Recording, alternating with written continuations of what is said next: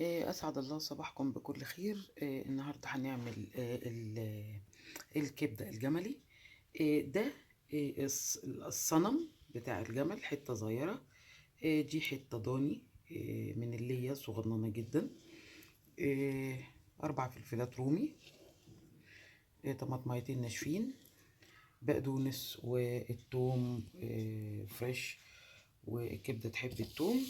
وادي الكبدة الجملي. اول مرحلة الزيت مع الدهن بتاع الخروف، زائد الاحمر ده اللي هو دهن الجمل.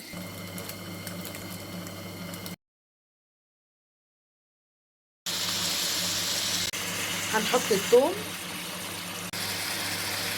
هنحط الفلفل الرومي والطماطم. التوابل بتاعتي ملح وفلفل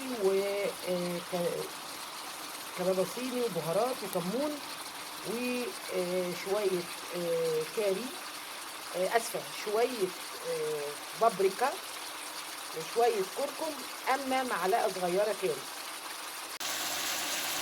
عصرة ليمونة.